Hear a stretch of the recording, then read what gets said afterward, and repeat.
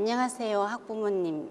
오늘 제가 할 강의는 자녀를 미래형 인재로 키우는 법, AI 세대에게 딱 맞는 자녀 교육이라는 주제로 학부모님들에게 공교육에서 있는 여러 가지 얘기를 소개해드리고 어떻게 자녀를 키울 수 있는지 이야기를 나눠볼까 합니다.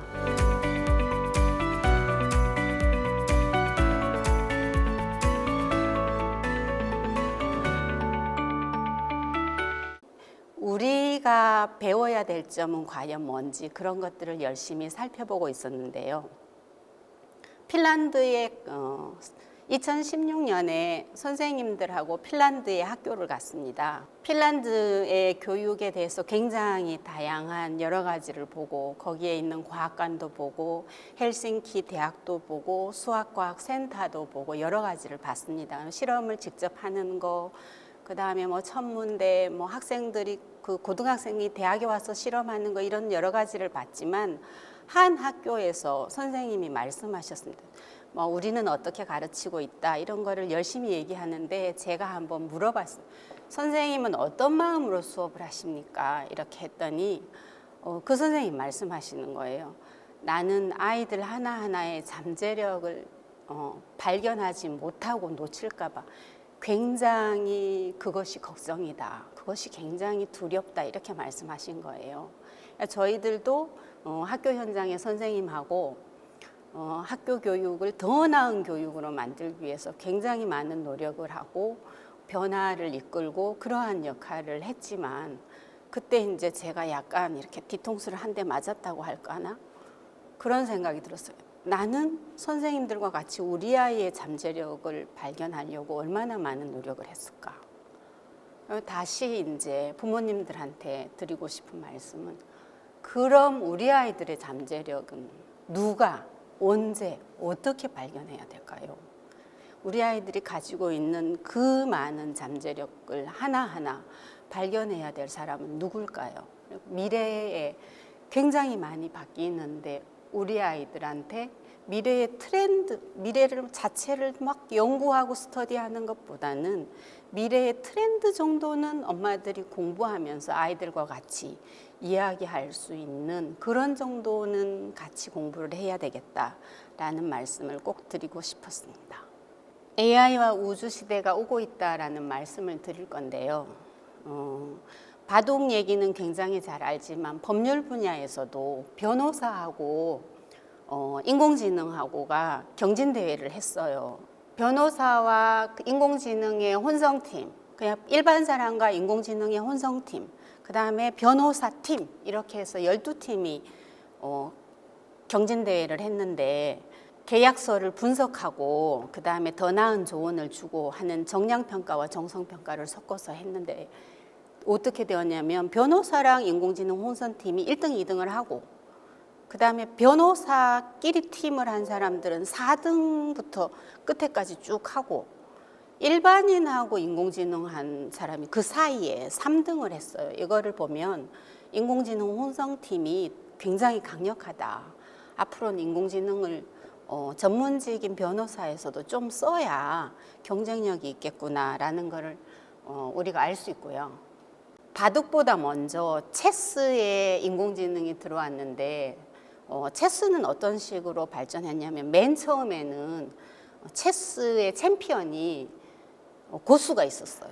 그런 다음에 인공지능이 들어와서 고수랑 인공지능이 해서 1997년에 인공지능이 이겼어요. 그럼 이제 그 다음엔 어떻게 됐냐? 체스랑 그 컴퓨터랑 혼성팀이 만들어져서 이게 막 발전을 했는데 그걸 프리스타일 체스라고 하고 저 프리스타일 체스에서 누가 이겼느냐 그거를 보면 체스를 잘하는 사람하고 컴퓨터를 잘 다루는 사람하고 두 가지 유형이 있는데 사람은 조금 약하더라도 처리 능력을 더 나은 사람, 인공지능을 더 잘하는 팀이 1등을 하고 그 다음에 그 인간 고수랑 인간 고수가 컴퓨터를 좀 못 다뤘을 때 컴퓨터랑 같이 하는데 2등을 하고 그랜드 마스터는 3등을 했어요. 여기서도 혼성팀이 이기기는 이기고 사람보다 낫고 그다음에 그 인공지능을 잘 다루는 게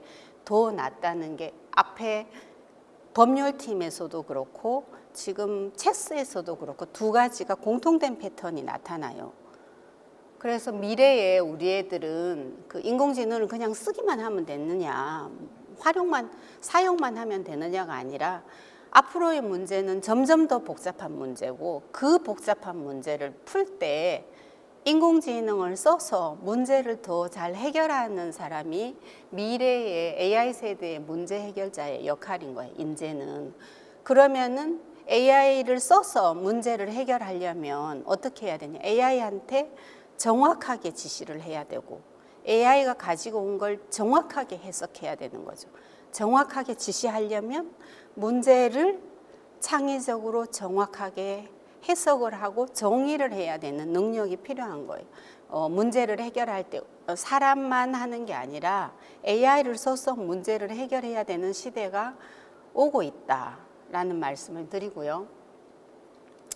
그 다음에 그 앞으로의 일자리가 어디서 증가하는지를 보면 지금 증가하는 일자리는 간호사, 소프트웨어 개발자, 그 다음에 분석가 5번, 6번도 분석가, 8번 의료 건강 서비스 관리자, 내과, 외과 의사, 컴퓨터, 정보 시스템 관리자 이렇게 해서 기본적으로 사람들이 오래 사니까 건강하고 관련된 부분, 간호사, 의사, 의료 건강 서비스 관리자 이런 부분의 일이 늘어날 것이고 나머지는 소프트웨어, 그다음에 재무 관리, 분석 이렇게 뭔가를 분석하거나 소프트웨어 개발자이거나 건강 관리하거나 이런 부분의 일자리가 늘어난다. 그 다음에 그러면 연봉은 어디서 많이 받겠느냐? 이게 리브 스마트라는 데서 조사한 건데요. 제일 비싼 사람 데이터 과학자, 그 다음에는 소프트웨어 엔지니어, 뭐 UX 디자이너, 시스템 엔지니어, 자바 개발자, 뭐 이런 사람들 전부 다 이제 대체로 IT와 관련된 사람들이고 중간에 보면은 약간의 애널리스트가 투자은행 애널리스트, 보험에 관련된 애널리스트가 있고 전기 엔지니어, 기계 엔지니어, 전통적인 엔지니어가 이제 등장하기 시작합니다.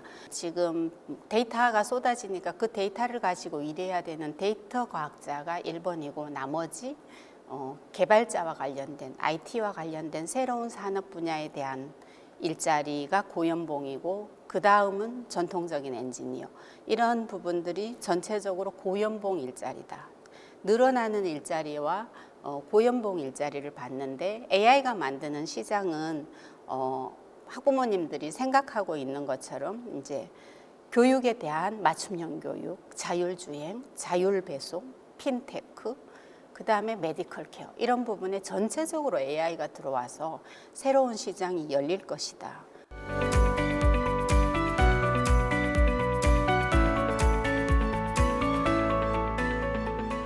지난해 10월에 그 나로우를 발사한 그 사진인데요.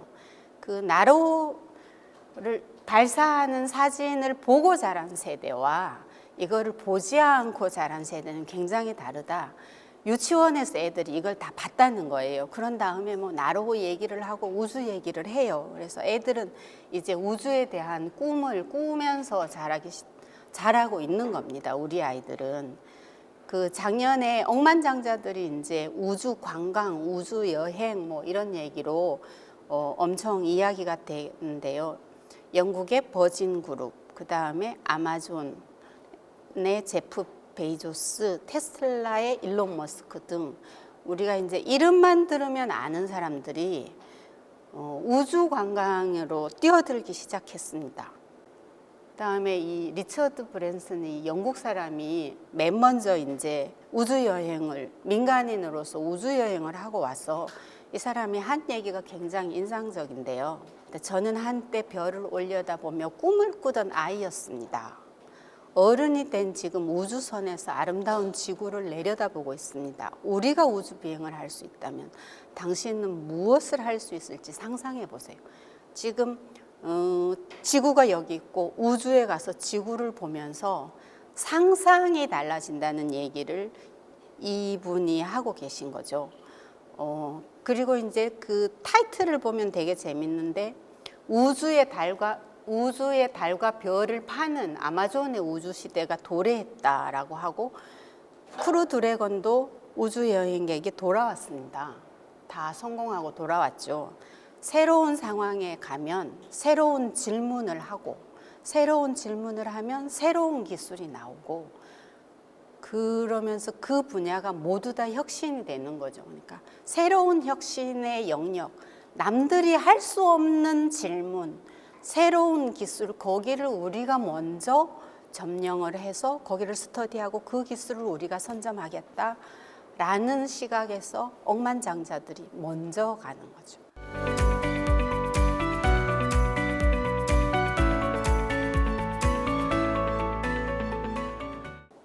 누가 미래형 인재인가를 보면 제가 지금까지는 스케일을 우주의 스케일로 굉장히 넓게 하라는 말씀을 드렸고 이번엔 시간에 대해서 말씀드릴 텐데요.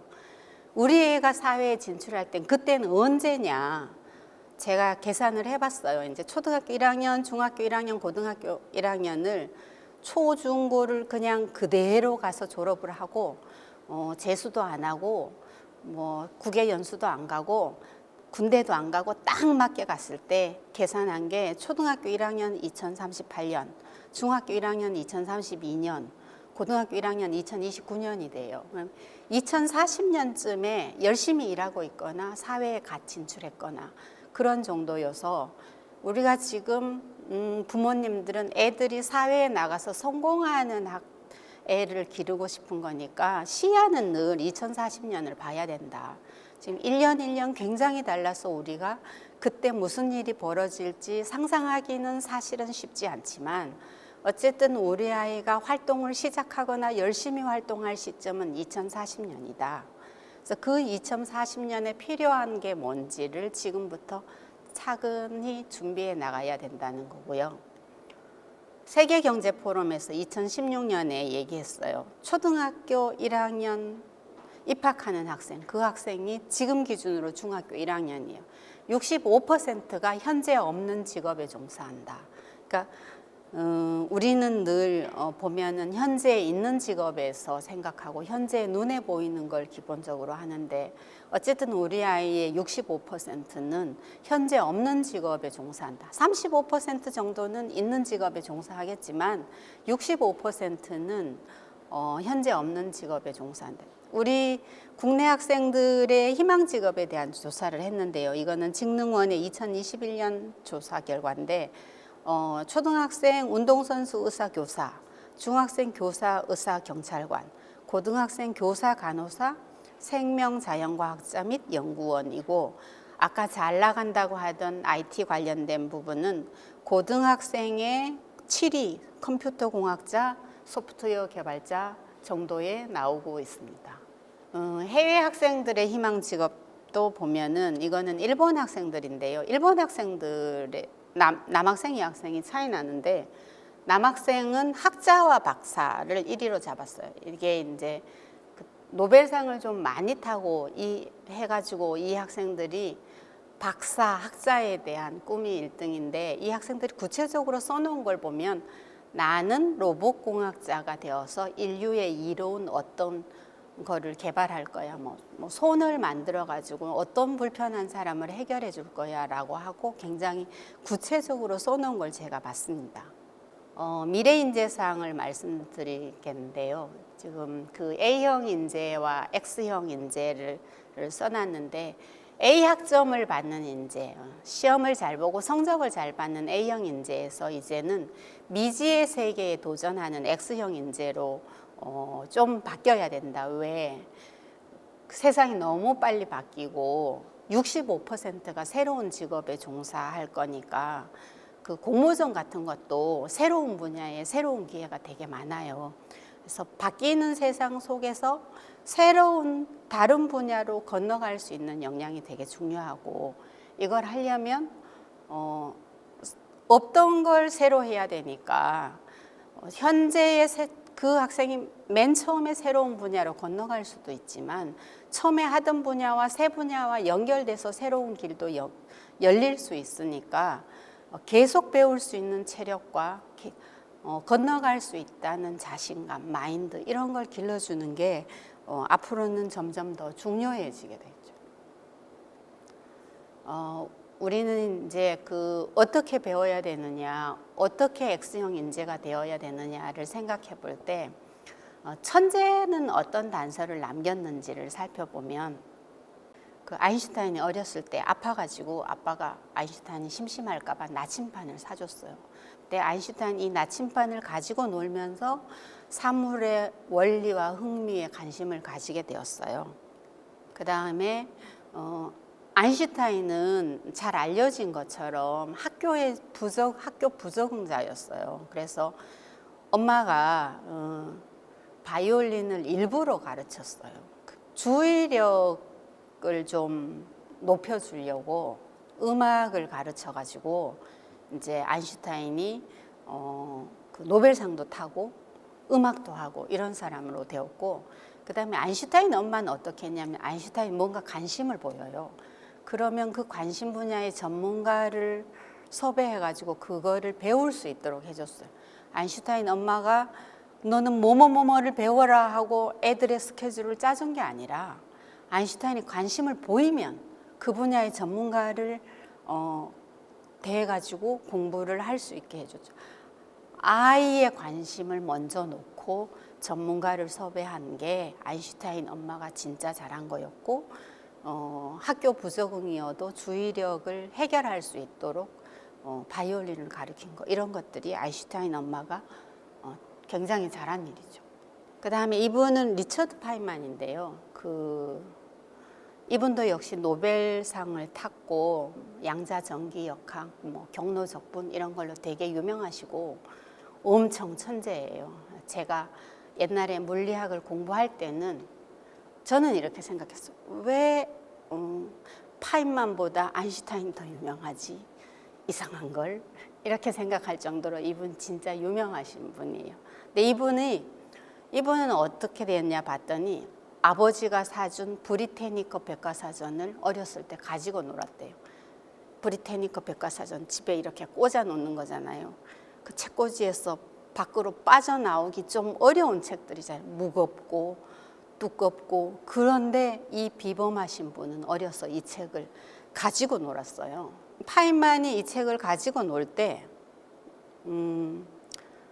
아버지가 되게 대화를 많이 했어요. 이게 이제 애들이 좋아하는 공룡 티라노사우루스인데 그 백과사전에 나오겠죠. 티라노사우루스의 사이즈가 어떻게 된다. 이게 키가 7, 8m고 머리 둘레가 2m다. 뭐 이런 얘기가 나오면 그 7, 8m짜리가 진짜로 정원에 서 있으면 얼마만한 사이즈일지 구체적으로 아들하고 대화를 합니다. 그러면 키가 진짜로 얼마나 클 거냐 하고 물어봤더니 파인만은 우리 집 지붕을 뚫고 나오지 않을까요? 이렇게 얘기하고 진짜 이렇게 하면은 한 2층 창문까지 간다. 그러면 둘레가 2m면 창문에 고개를 밀어 넣어서 빼낼 수 있을까? 못 들어갈까? 뭐 이런 되게 실제적인 얘기를 했고, 여기가 국립 어린이 청소년 도서관이니까 도서관에 대한 얘기를 한 가지 하면 이 파인만 취미가 도서관에 다니는 거였대요.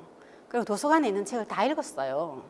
근데 그 미적분 책을 파인만이 고등학교 때 읽었는데, 파인만은 그때까지 이제 아버지가 자기보다 뭔가를 훨씬 더 많이 아는 사람인 줄 알았는데 미적분을 본인은 막 계산하고 있는데 아버지는 좀 잘 못해가지고 가르쳐 줬다는 거예요, 파인만이. 그런 다음에 내가 다른 사람보다 더 잘하는 게 있구나 라는 거를 그때 파인만이 비로소 알았다는 거예요. 애들은 내가 뭔가를 더 잘하는 게 있구나라는 걸 언제 아느냐, 다른 사람하고 이야기를 해가면서 내가 이거 조금 더 잘하네, 내가 이거는 저 사람한테 배울 수가 있네, 이런 걸 깨닫는 거죠. 그래서 파인만은 아버지가 이렇게 막 많은 얘기를 해주고 대화를 해주고 그 지적 호기심을 계속 불러낼 수 있도록 해줬는데, 미적분을 공부하다가 내가 아버지보다 더 잘하는 게 있구나라는 거를 깨닫게 되었어요. 그리고 그 미적분 책은 공공도서관에서 본인이 빌려서 봤다는 거예요. 미래인재가 갖추어야 될 역량을 여러 군데서 이제 정리해놨는데 제가 보기에 가장 잘 정리된 게 이제 세계경제포럼에서 2015년에 한 것인데요. 이게 일상적인 과업에 기초 소양, 뭐 문해력, 수리력, 과학 소양, ICT 역량 이런 걸 쓰고 그 다음에 복잡한 도전에 할 수 있으려면은 사람이 어떤 역량이 있어야 되냐면 그 문제를 해결할 수 있는 그 문제 해결력이 있어야 되고 그 문제를 자기 나름대로 풀 수 있는 창의력이 있어야 되고 다른 사람과 같이 풀어야 되니까 복잡한 문제 혼자 못 풀잖아요. 그러니까 협업 능력이 있어야 되고 같이 일하려면 의사소통 능력이 있어야 되고 그런 걸 역량이라고 했고 새로운 환경이 계속 바뀌고 그런데 그 새로운 거를 해야 되니까 호기심도 있어야 되고 본인이 주도하는 주도성도 있어야 되고 그 다음에 그런 문제를 풀 수 있어야 되는 끈기도 있어야 되고 리더십도 있어야 되고 이런 전체적인 게 다 필요하다고 잘 정리한 게 세계경제포럼의 교육의 새로운 미래 보고서였고요.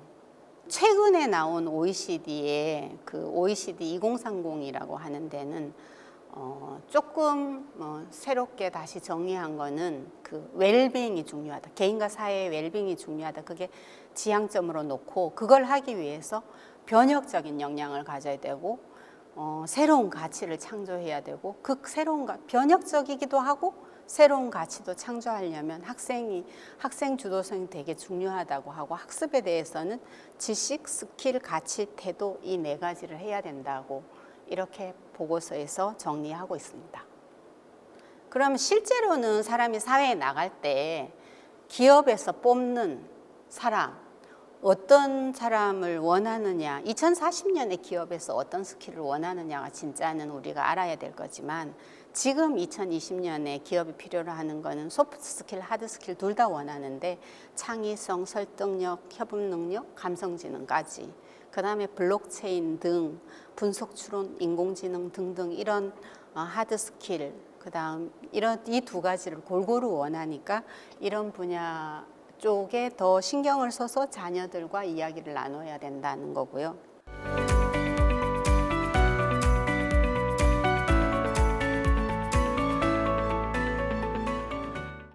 학교 중에서는 새로운 도전을 하는 학교, 어떤 수업을 할 수 있는지를 보면은 테슬라의 CEO 일론 머스크가 자기의 자녀를 위해서 학교를 새로 세웠어요. 그 스페이스X 기업 안에. 그 학교 이름이 에드 아스트라고 그게 이제 이름이 별을 향하여예요.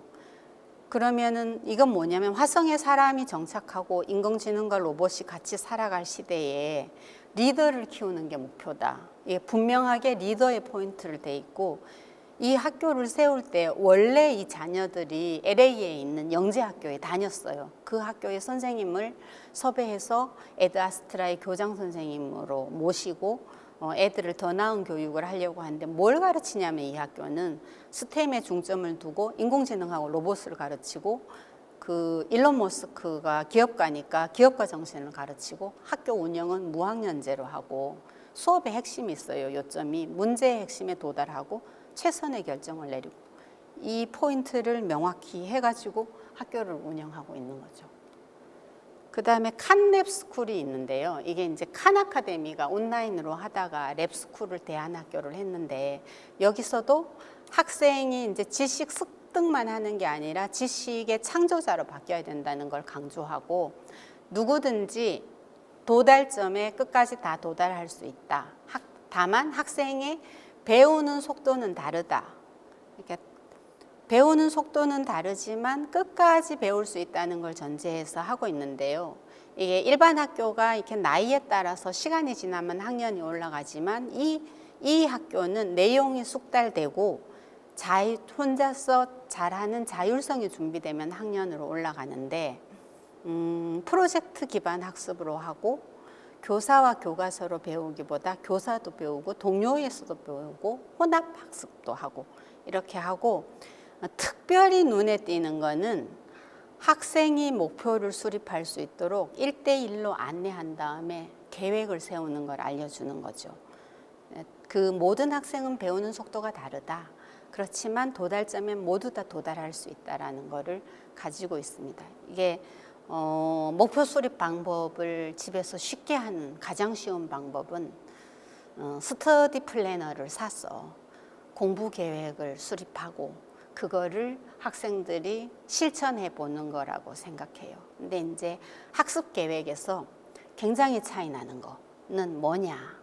보통의 학생들은 빽빽하게 계획을 월화수목금토일 뭘 한다는 거 엄청 많이 한대요. 근데 잘하는 학생은 중간에 월화수목금 목표를 세우고 월화수목금 중에서 못한 거 있잖아요. 그거를 할 수 있는 시간을 토일에 배정해서 전체를 할 수 있도록 조정하는 시간을 두는 게 잘하는 학생과 보통 학생의 차이점이라고 합니다. 이거는 그 칸 아카데미에서 우리나라 3학년 학생이 공부한 건데요. 차이 나는 부분들은 이 연습 문제, 단원 평가, 학년 평가 이런 것들을 해서 학생이 이게 수학을 한 건 3학년이 수학을 한 건데 수학 수준이 정확히 어딘지 알려주고 그다음에 이게 찍어서 맞춘 건지 알고 푼 건지를 구분한대요. 근데 그 칸 아카데미를 설계한 그분께서 한 로직은 뭐였냐면 10문제를 계속해서 풀면 아는 거다 라고 해서 이게 중간에 몇 개는 풀고 몇 개는 못 풀고 이러면은 명확하게 아는 게 아니고 찍은 문제를 찍어서 푼 것까지 안다는 거, 이게 차이 나는 거고, 그 다음에 그 고등학교까지 배워야 되는 전체 수학 개념을 놓고 어디까지 되었는지를 알 수 있게 표시를 해주고, 그 다음에 이 개념들이 서로 연결되어 있기 때문에 3학년 수학을 좀 하면 4학년 것도 요만큼은 한 걸로 표시가 되는 거, 이게 서로 연결되어 있어서 이게 특징이고요.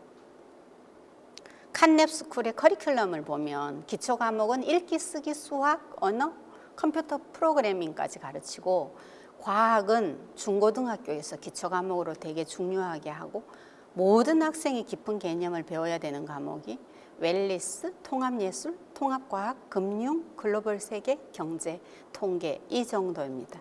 이런 부분을 왜 선택했는지는 잘 알 수 있겠죠. 그 다음에 우리나라의 사이서울이라는 그 소프트웨어 실무자 과정이 있는데요. 프랑스의 유명한 에콜 40이라는 학교가 있는데 이 학교를 서울의 과학기술정보통신부와 서울특별시가 합작을 해서 그대로 가지고 온 서울 캠퍼스고요. 여기는 세 가지가 없는 산모학교라 하는데 강사와 교재와 학비가 없어요.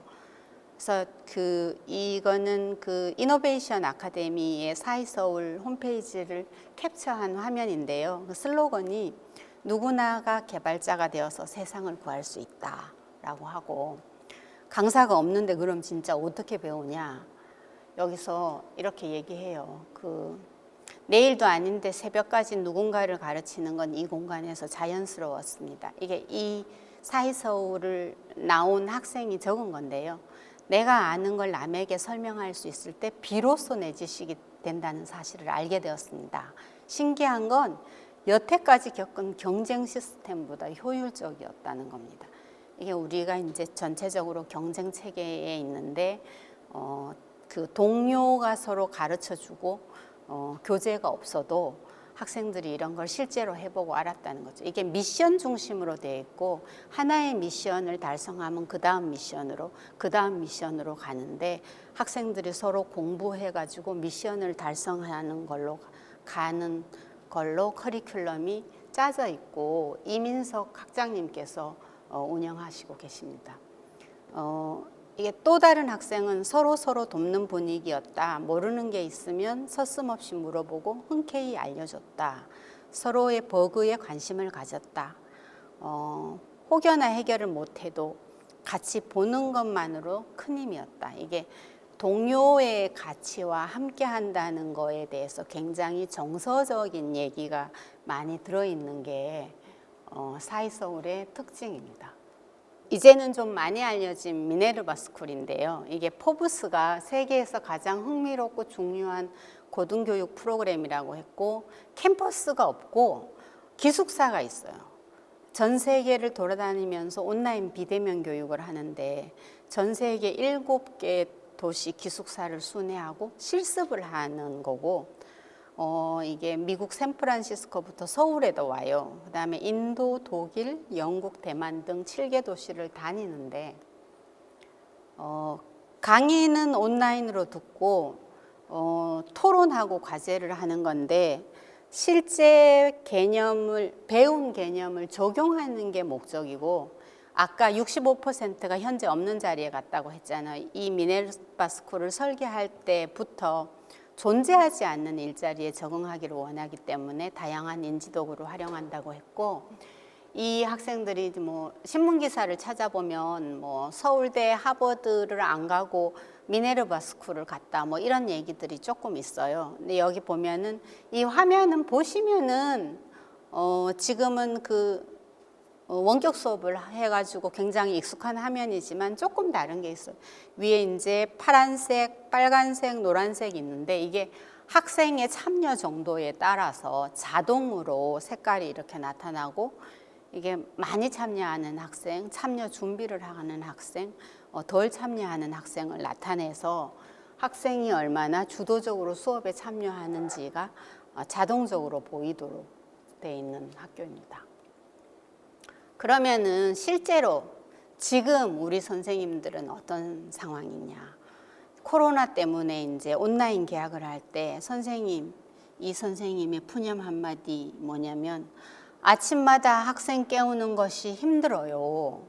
알아서 일어나 과제를 했으면 좋겠어요. 부모님들도 애들이 온라인 개학을 하니까 침대에서 떨어져서 책상에 앉아서 집중을 하는지, 수업을 잘 듣는지 좀 걱정이시죠. 선생님들도 온라인 개학 때 굉장히 늦잠 자는 학생을 깨우느라고 엄청 힘들다고 하십니다.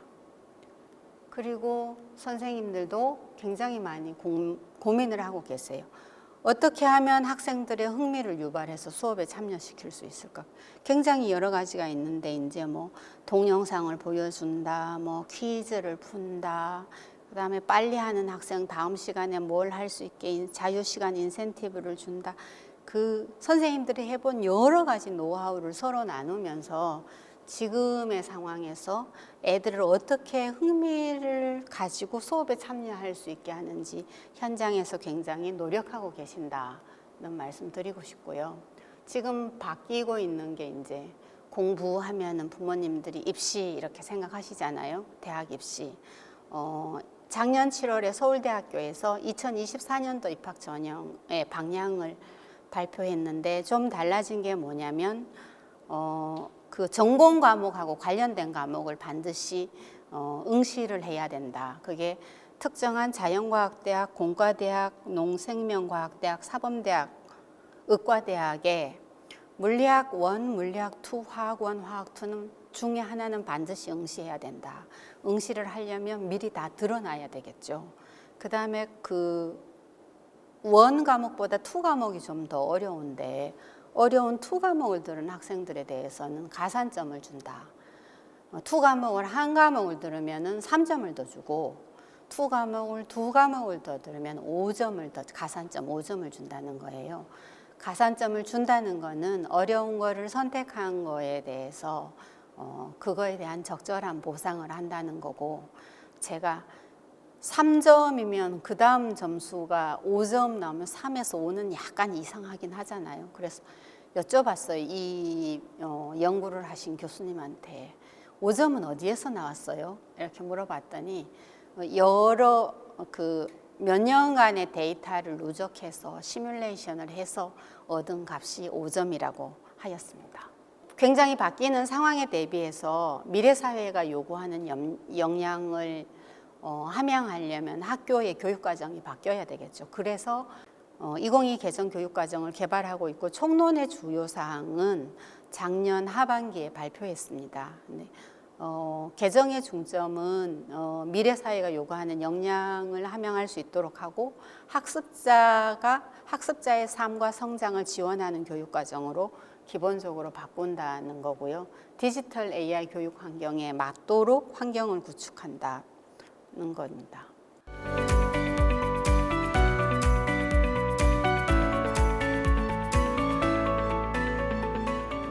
실제로 애들은 어떻게 공부할까? 우리 애만 보지 말고 다른 애들의 보면은 이 수학에 대한 마인드맵, 이건 초등학교 5학년이 그린 건데요. 이 학생은 뿌듯하다. 언제?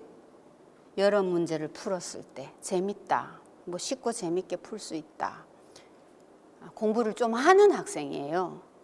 그러면은 뭐 더하기 빼기 곱하기 나누기 이런 것도 뭐 생각이 나고, 그 다음에 문제 해결력, 스토리텔링 뭐 이런 여러 가지가 알겠다라고 하는 이 학생은, 초등학교 5학년 학생은 수학을 이렇게 생각하고 있고, 중학생 보면 수학하면 떠오르는 것, 시간은 저녁과 밤이다. 그 다음에 학원하고 친구가 생각나고, 생활에서는 계산, 돈. 이런. 이 학생의 말은 무슨 말이냐? 저녁에서 밤까지 시간에 수학을 공부한다. 학원에 친구랑 같이 공부한다. 실제 생활에서 자기는 돈 계산할 때 수학을 쓴다. 이런 말이죠. 그 수학 공부 이런 게 궁금해요를 조사해 봤더니 애들이 많이 하는 얘기가 어떻게 해야 하는지, 어떻게 하면 잘할 수 있는지, 어떻게 하면 문제를 쉽게 풀 수 있는지 이런 게 궁금하다고 했어요. 그러니까 학교에 가서 수학 공부를 하면 수학 공부를 어떻게 하는지 당연히 알 것이고, 어떻게 해야 잘할 수 있는지 당연히 알 거라고 생각하지만, 실제로 수학은 공부하지만 수학을 공부하는 방법에 대해서는 따로 가르치거나 배우지 않거든요. 이런 거는 개인마다 차이가 나기 때문에 학생들이 내가 공부를 어떻게 하는 사람인지 생각을 해보고 반추를 해보고, 그런 본인이 공부를 어떻게 하는 사람인지를 알아보는 시간도 꼭 필요해요. 그거를 학습 성찰이라고 그러는데 2022 개정 교육 과정에서는 그거를 굉장히 중요하게 생각하고 있습니다. 애들이 책상에 딱 앉아서 공부를 하면 이게 이제 뒤통수를 딱 보고 기특하군, 열심히 공부하고 있어, 이렇게 생각하잖아요. 근데 실제로 어떻게 공부하는지에 대해서 수학 공부에 대해서 검사할 수 있는 게 과학창의재단에서 운영하는 이 에스크메스 사이트에 있어요. 이 수학 들어가면 이렇게 수학 진단 누르고 개인이 하면 개인 검사를 누르고 초중고 중에서 고르고 여기 지역을 고르고 학교를 고르고 학년을 고르면 할 수가 있어요. 이걸 해보면 뭐가 나오냐면은 수학 클리닉 검사 직접 해보기를 보면 뭘 알 수 있느냐? 수학 학습 실태, 심리, 방법, 성향을 알 수 있어요. 그러니까 우리가 애들이 공부해서 오면 몇 개를 맞았는지 몇 개를 틀렸는지만 보는 게 아니라 애들이 어떤 마음으로 수학을 공부하고, 그 다음에 어떤 방법으로 하고 학습 성향은 어떤지 알 수 있어서 이걸 보시는 분들은 꼭 해보시기를 권해드립니다. 이거를 해보신 분이 이제 본인의 아이가 수학을 어떻게 생각하는지 이제는 알았다라고 말씀을 하셨어요. 그분은 미래교육에 대해서 열심히 공부하시고 그 다음에 자료도 많이 주고 막 이렇게 했는데 우리 아이가 그렇게 생각하는지 진짜 몰랐어요, 이렇게 말씀하시더라고요. 여기 보면은 심리를 보면은 흥미나 자신감, 불안, 가치인식, 그 다음에 학습 의욕 이런 게 있는데, 그 학년의 평균 점수가 이렇게 빨간 줄이고 전체적으로는 그 빨간 줄 오른쪽에 있으면 평균보다 높은 거고 왼쪽에 있으면 평균보다 낮은 건데요. 저기 수학 학습에 대한 불안만 낮은 게 좋은 거예요. 불안은 낮은 게 좋은 거고 나머지는 흥미나 자신감이나 나머지 항목들은 높은 게 좋은 거고, 나머지 부분들은 찾아서 직접 해보시면 될 것 같습니다. 그 다음에 이 수학을 좋아하는 이유만 제가 수학 학습 실태 조사에서 좋아하는 이유, 싫어하는 이유 다 조사했지만 좋아하는 이유를 가지고 온 이유는 우리 아이가 수학을 좋아하는 트랙으로 가려면 좋아하는 학생들은 왜 좋아하는지를 보는 게 좋을 것 같아서 이걸 가지고 왔고요. 이게 전체적으로는 저희가 거의 10,000명 가까이 초중고 9,400명 이상을 조사했고 2015년 10월에 조사했는데요. 애들이 전체적으로 좋아하는 이유는 문제를 해결하고 나면 뿌듯했어. 그다음에 재미있었어. 답이 명확했어. 이런 이유를 많이 들었는데요. 초중고 학생들을 보면 초등학생은 문제를 해결하고 나면 뿌듯했어. 초중고 똑같이. 그다음에 재미있어서 좋아하는 과목이어서 답이 명확해서 초등학생이 이렇게 얘기하고요. 자세히 보면 차이 나는 부분이 수학 선생님이 좋아서 초등학생은 조금 낮고 중학생, 고등학생은 선생님 요인이 되게 커요. 중고등학생은 선생님 요인이 큰데 전체적으로는 문제를 해결하고 나면 뿌듯해서 답이 명확해서 재미있어서 그 다음에 이런 것도 있어요. 외울 내용이 많지 않았어. 외우는 거는 싫고 명쾌한 거는 좋은 학생들이 전체적으로 수학을 좋아한다고 했고요. 지금 그 정서적인 면, 정의적 성취가 수학 학습에서 지식의 버금가게 혹은 지식보다 더 중요할 수도 있어요. 흥미나 태도, 가치, 학습 의지, 내적 동기, 효능감. 그 다음에 전체적으로 보면 초중고가 전체적으로 높은 건 외적 동기예요. 이게 기본적으로는 입시에서 수학이 되게 중요하기 때문에 외적 동기는 초등학교부터 초, 중, 고 전체적으로 높은 편이죠. 그 다음에 수학 학습 성공 경험 우수 사례 저희가 이제 그 몇 년 동안 수학 학습 성공 경험 공모전을 했는데요. 그 수학의 학생들이 그 주변에서 수학이 재미있다고 하는 아이들이 제일 이해가 가지 않았지만 시험 때도 제일 고민이 되었는데 그럼에도 불구하고 학생들이 어떻게 수학을 잘하게 되었는지에 대한 얘기는 중학교 때 엄청 많이 해도 어려웠지만 시험을 봤더니 60점 나와가지고 엄청 어려웠는데 이 학생이 그 친구들하고 같이 공부를 하고 누군가를 알려주면서 수학을 굉장히 잘하게 되었대요.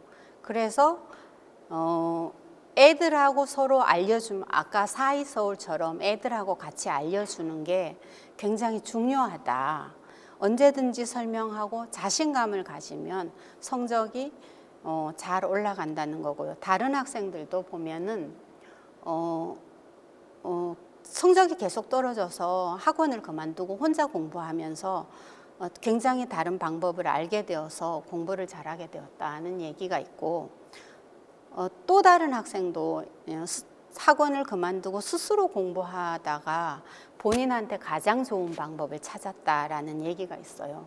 그러니까 개개 학생마다 본인이 공부하는 방식이 다르고 그런 거를 찾아가면서 자신감을 갖는 게 수학을 공부하는 좋은 방법입니다.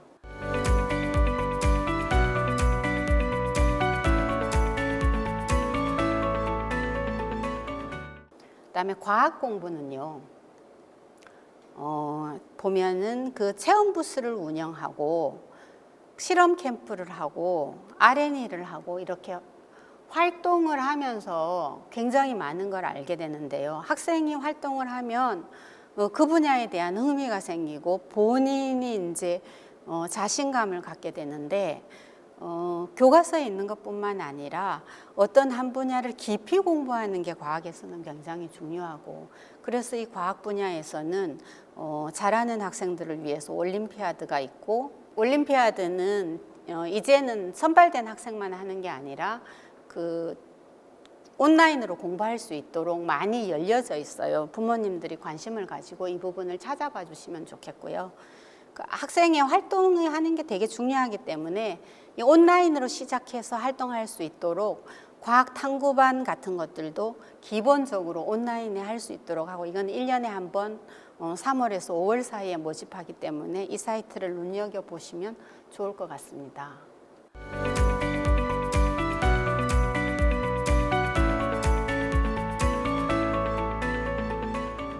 그 AI에 관련해서 한 가지만 말씀드리면, 이게 이제 그 컴퓨터한테 정확하게 일을 시키고 컴퓨터가 가지고 온 것들을 정확하게 해석할 수 있어야 되는데, 그 소프트웨어 AI에서 중요하게 생각하는 건 그 절차적 사고라고 하는데, 어떻게 정확하게 시키냐. 이게 내가 그림을 그려보고 내가 어떤 순서로 그림을 그렸는지 글씨를 써요. 그런 다음에 내가 그걸 그대로 불러주고 옆에 있는 친구가 내가 그린 그림 그대로 그리는지를 비교해 봅니다. 그런 다음에 그거를 다르게 그렸으면 왜 다르게 그렸는지 보고, 그 다음에 다시 그거를 수정해 가지고 똑같이 그리는 방향으로 누가 명령을 해도 같은 액션을 할 수 있도록 정확하게 하는 걸 절차적 사고라고 하는데, 학생들이 진짜 재밌는 거, 그 친구가 말하는 대로 그림을 그리고 친구의 그림과 내가 그린 그림이 같나요? 물어봤을 때 그림이 같으려면 어떻게 해야 될까요? 이 학생은 얘기합니다. 설명을 잘해줘야 된다. 맞죠? 설명을 잘해줘야죠. 그 다음 학생은 얘기를 해요. 자세히 설명한다. 한 가지가 더 있어요. 천천히 설명한다. 너무 빨리 설명하면 못 알아듣겠죠? 그러면은 이거는 학생들이 만들고 싶은 AI에 대한 그림을 그린 거고요. 어떤 AI를 좋아하냐면 내 감정을 읽어주는 AI. 슬플 때는 이런 말을 해주고, 기쁠 때는 아 너는 기쁘구나. 슬플 때는 아, 애들이 놀란 표정을 지으면 어머 깜짝 놀랄 만한 일이 있구나. 슬픈 표정을 지으면 표정이 슬퍼 보여, 무슨 좋은 일 있니? AI가 이런 말을 해줬으면 좋기 때문에 애들이 원하는 건 기본적으로 공감하는 거다라는 거고요. 그 AI를 얼마만큼 배웠으면 좋겠냐, 언제부터 배웠으면 좋겠냐고 물어봤는데, 취업에 가까운 사람들은 일을 할 수 있을 정도로 배우면 된다고 하고, 기본적으로는 활용할 수 있을 정도로만 하면 된다고 하는데, 전국민 AI 교육 인식조사에서 가장 많이 나온 거는 초등학교 이전부터 한 76%로 공부해야 된다. 이 부분에 대해서 사람들이 되게 많이 배워야 된다고, 일찍부터 배워야 된다고 얘기를 했고요. 그러면 어떻게 시작할 수 있느냐? 과학창의재단에서 온라인 코딩 파티라는 거를 해요. 그러니까 6월에 한 번, 10월에 한 번 하는데, 여기 굉장히 다양한 게임처럼 되어 있어요. 부모님들이 이 사이트를 가르쳐주고 애들 보고, 저 주소가 소프트웨어 중심사회 포털이니까 저 사이트만 주고 애들 보고 네가 하고 싶은 거 해, 이렇게 하면 되고, 하면은 그 인증서도 나와요. 그런 것들 가지고 하면은 될 것 같습니다. 그 인공지능에 대해서 더 가르쳐 주고 싶은 사람들은 똑같은 소프트웨어 중심사회 포털에서 교사용, 학생용 자료가 전체 무료로 다운로드 받을 수 있으니까요. 저걸 다운로드 받아서 학생용만 가지고 하시기 어려우면 교사용을 받아서 읽어보시고 안내를 해주시면 되고, 도대체 얼마만큼 인공지능을 배워야 되는지에 대해서 저 책 안에 초등학생, 중학생, 고등학생은 어느 정도 해야 된다고 자세하게 표가 나와 있습니다. 오늘 그 미래 인재의 교육에 대해서 여러 가지를 말씀드렸는데요. 우리 아이의 잠재력을 발견하고 뭘 많이 해라, 뭘 열심히 해라 보다는 그 아이가 가지고 있는 가능성, 그 아이의 잠재력, 그 아이의 자신감에 집중을 해서 안내할 수 있도록 가장 든든한 서포터스, 그 언제까지 기다려주고 믿어주는 부모님이 되시길 바랍니다. 강의는 여기까지 하겠습니다. 감사합니다.